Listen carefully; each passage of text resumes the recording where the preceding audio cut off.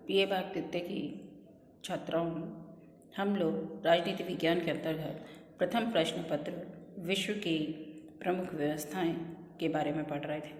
इसके अंतर्गत हम लोग स्विट्ज़रलैंड का संविधान पढ़ रहे थे।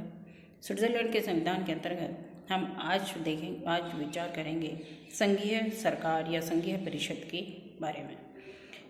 1999 में संविधान में कुछ संशोधन किया गया और उसमें संघीय परिषद को संघीय सरकार का नाम दे दिया गया। तो सबसे पहले हम बात करते हैं कि ये जो संघीय सरकार या संघीय परिषद है, इसका कार्यकाल कितना है? 4 वर्ष। ये जो कार्यकाल है वो प्रतिनिधि सभा के आधार के कार्यकाल पर निर्भर करता है। तो हम सबसे पहले देखते हैं संघीय सरकार की विशेषताएं। तो सबसे पहली बात आती है बहु कार्यपालिका। विश्व के समस्त संविधानों में सबसे जो एक अलग से इसकी विशेषता है वो ये है कि समस्त देशों में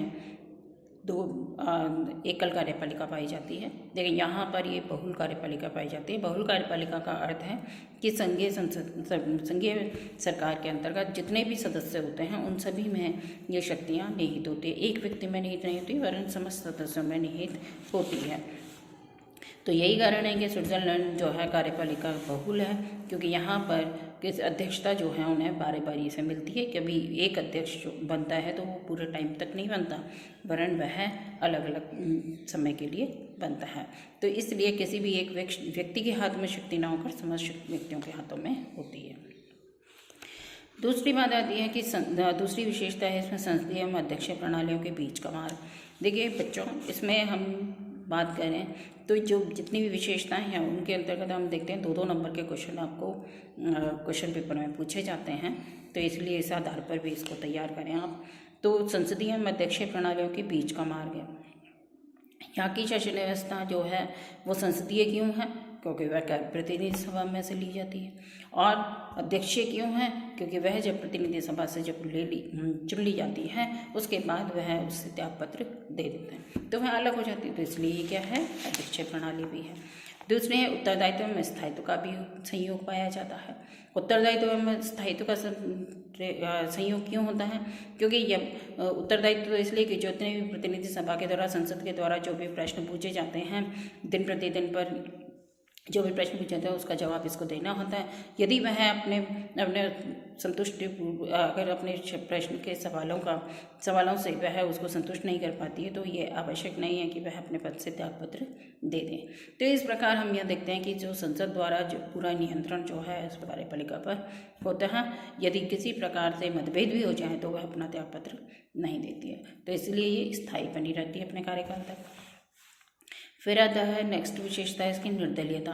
निर्दलीयता क्या है कि इसमें स्विट्ज़रलैंड में किसी एक दल की नहीं होती और यहाँ पर परिषद सरकार जो है इसमें सभी दल समुदाय का प्रतिनिधित्व पाया जाता है जो संसद में होते हैं। और इस प्रकार यहाँ पर ही एक ही दल के सदस्य न होकर अनेक दलों के सदस्य भी होते हैं। नेक्स्ट विशेषता है इसकी विशेषज्ञों की मंत्रिपरिषद है। विशेषज्ञों की मंत्रिपरिषद किस प्रकार से? क्योंकि यहाँ पर जो सदस्य चुने जाते हैं तो वे क्या है कि एक बार ही नहीं अनेक बार चुने जाते हैं। 30-30 सालों तक लगातार चुने जाते हैं तो वो अपने विषय के ज्ञाता हो जाते हैं। तो इस प्रकार हम ये देखते हैं कि ये अपने विषय के विशेषज्ञ होते हैं, ये किसी पर निर्भर नहीं होते। तो ये तो हमने देखी इसकी कुछ विशेषताएं। अब हम देखते हैं कि जो संघीय सरकार है उसकी रचना क्या है। रचना है कि नवीन संविधान के अनुसार अनुच्छेद 174 से 187 तक इसकी गठन की बात की गई है। 174 में संघीय सरकार जो है परिसंघ की उच्चतम शासकीय कार्यपालिका सत्ता है और इसमें कुल सरकार जो सदस्य हैं 175 अनुच्छेद में दिए हैं कि इसके 7 सदस्य रहेंगे और इसका जो निर्वाचन है वो संसद के दोनों सदनों की संयुक्त बैठक में अप्रत्यक्ष निर्वाचन से होगी। इनकी योग्यता होगी कि जो प्रतिनिधि सभा का सदस्य चुने जाने के योग्य होगा। इसका जो निर्माण है उसमें 2 परंपराएं बनी हुई हैं। 2 परंपराएं कौन सी हैं? पहला तो है 2 सबसे बड़े और प्रमुख कैंटन यानी बर्न और ज्यूरिच का प्रतिनिधित्व सदैव रहेगा। यह स्थिति फ्रेंच भाषी कैंटन वाउद को भी प्राप्त है।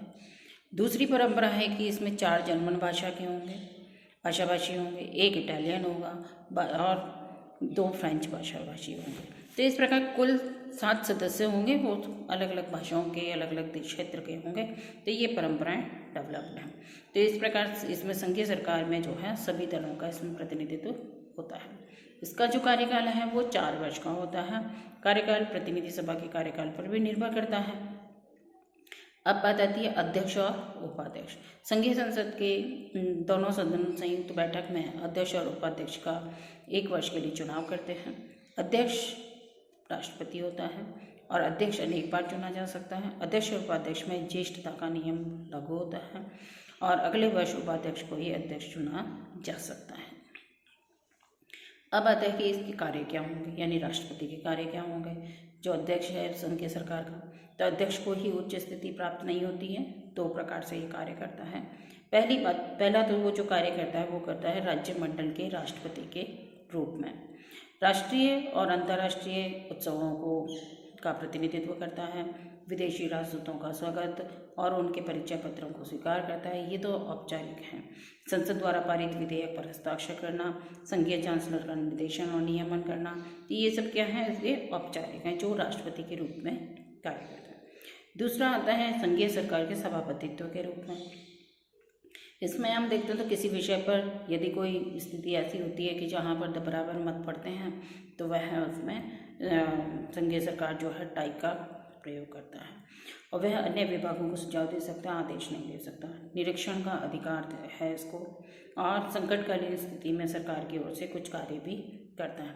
यदि वह विदेश यात्रा करता है तो आलोचना